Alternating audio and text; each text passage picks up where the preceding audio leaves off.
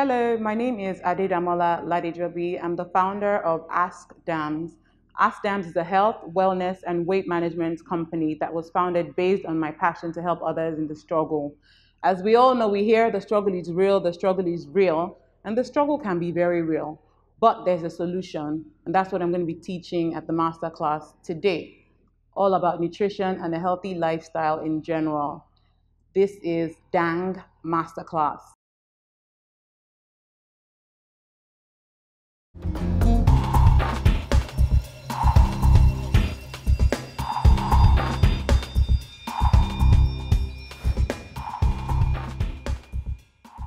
The first step towards living a healthier life is, I would say, trying to convince yourself what is your why, is what I always ask people.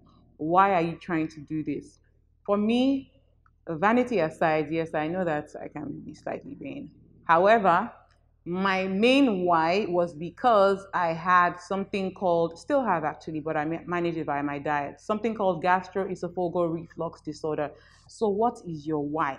Whatever your why is, make sure that you hold on to it. So if your why is for vanity reasons, that's fine, all well and good. Then when you're not losing weight or when you want to stuff yourself with puff puff and ice cream all the time or sodas, remind yourself of your why. Okay, I want to lose weight for this reason. And if it's for health reasons, remind yourself, oh, the doctor says that if I don't eat so and so, or if I continue with my unhealthy lifestyle, so and so may happen to me. So the first step is asking yourself, what is your why, and trying to figure out what your why is so that you can stick to it in the long run.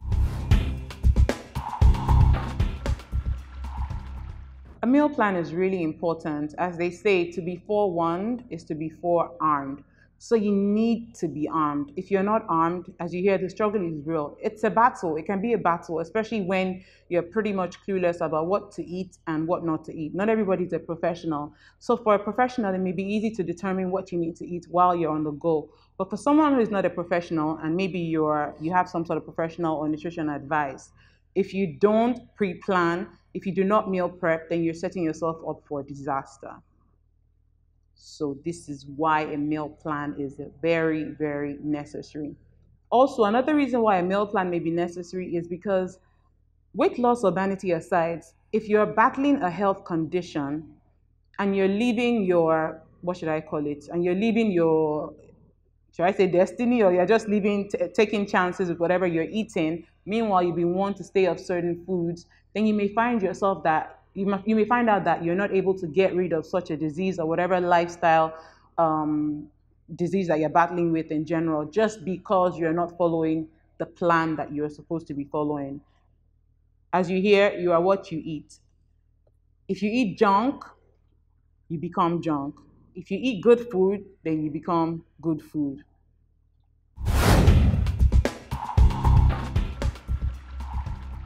I hear a lot of people say, oh, if you eat at night, you will gain weight, or if you eat at night, there's a tendency for you to gain weight. That is so not true. That's a myth. Ideally, it is recommended that you eat 2 to 3 hours before bedtime. It is not true that your metabolism slows down at nighttime. Weight loss, weight gain, or weight management is highly dependent on what you eat during a 24-hour period. One. Two, you hear, oh, it's best to eat every 2 hours, small meals, 5 or 6 meals a day. Nope. It's never a one-size-fits-all approach. What may work for Mrs. A may not work for Mrs. B. So I'll use myself as an example. For me, I would rather have 3 meals a day with maybe a snack if I need one. But some other person who likes to just pick on stuff, then it may work for them to eat 5 to 6 meals a day. But it is a myth, and that is so 1999 that you have to eat 5 to 6 meals a day. Nope. Okay, myth number 3, you hear a lot of times carbs are the enemy, carbs are the enemy. Nope, carbs are not the enemy. There are good carbohydrates and there are bad sources of carbohydrates. Refined carbohydrates like your white flour and anything that is produced in a plant is junk, and those are the bad stuff. But if it's a plant which grows naturally from the earth, then those are good sources of carbohydrates. So take, for example, be it white rice, be it brown rice, be it oatmeal, be it beans, good sources of carbohydrates. Okay, another thing that you hear is, oh, there's a magical supplement or there's a magical tea. This is 2018. There is no such thing as a magical tea or a magical supplement that will make you automatically shrink. You must put effort into whatever it is that you're doing. There are so many fat supplements in the market, and trust me, having been there, done that, you have Garcinia, Cambodia, green tea, oolong tea. All these things are fantastic for your overall health and your metabolism. Are they going to help you shrink on their own? The answer to that is a big no. You are what you eat at the end of the day. There's no magical tea or pill for this. Okay, another myth is that's myth number 5, that meat is bad for weight loss. Nope, meat is not bad for weight loss. Fatty cuts of meat is what is bad for weight loss. It is very, very okay for you to include lean meat into your diet. Whether it's red meat or white meat into your diet is perfectly okay.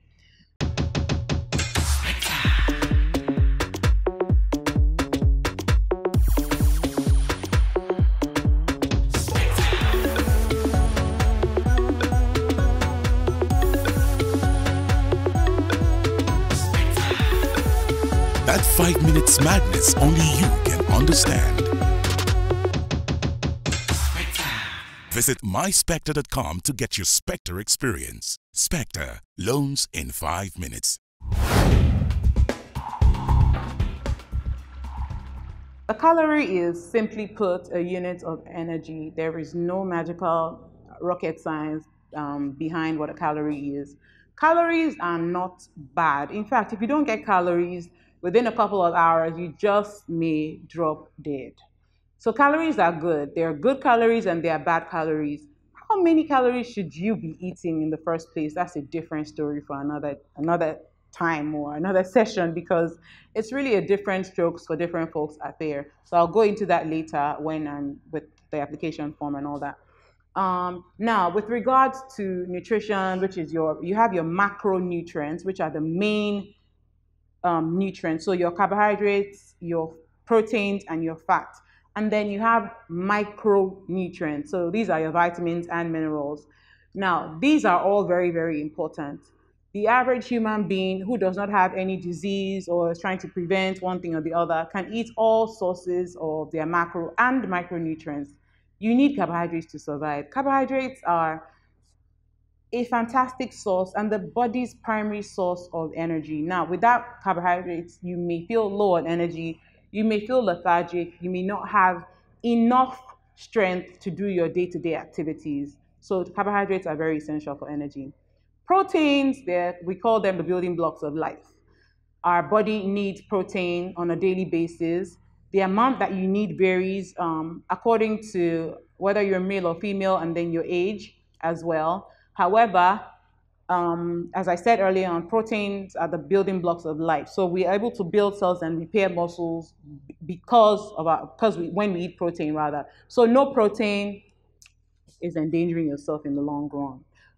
Now, with regards to fats, which is still part of the macronutrients, I mentioned earlier, I said fats are great for you. Not all sources of fats is bad. Now, you have good sources of fats, which must be included in your diet. So things like avocados, your coconut oil, good sources of palm oil, because palm oil is not bad. Adulterated palm oil is what is bad. So you must include all these things into your diet, except you suffer from certain diseases. So for example, if you suffer from certain lifestyle diseases like PCOS or diabetes, then you may be told by your nutritionist or your doctor to limit or lower the amount of carbs that you're eating in general because of that lifestyle disease.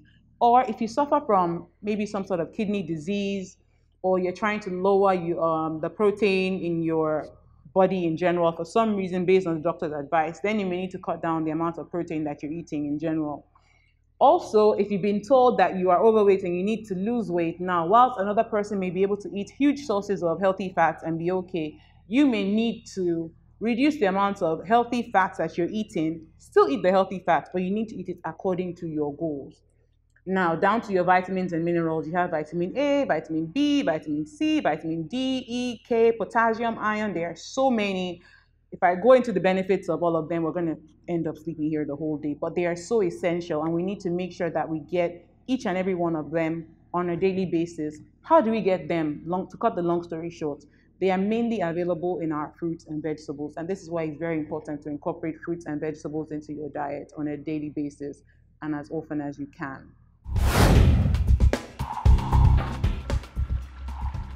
How do you adjust your diet for weight loss? It's very simple. Now, for weight loss, there needs to be a calorie deficit. That is just the truth of the matter. Now, some people want to snatch it in no time.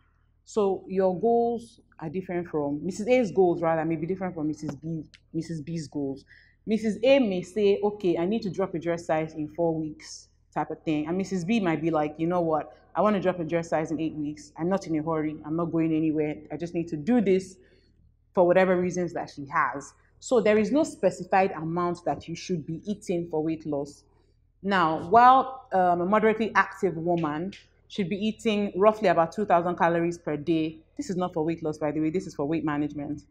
Now, because I said there must be a calorie deficit, if Mrs. A decides, okay, I'm supposed to be eating 2,000 to maintain my weight, but I'm not in a hurry to lose weight, so let me just reduce it by 200 calories or 300 calories, which leaves her with 1,700 or 1,800 calories approximately.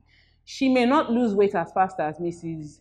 B, who has slashed her calories to 1,200 or 1,300, or some people actually do some very weird fad diets that I don't encourage in any shape or form because they recommend that you eat between 5 to 800 calories per day. That's a no-go area. However, how much weight that you would lose in general depends, and the pace at which you would lose weight depends on the amount of calories that you're cutting per day. There is no one recommendation for everybody. It all depends on the person's goals. So what are your goals? How much are you trying to lose? Are you active? Are you inactive?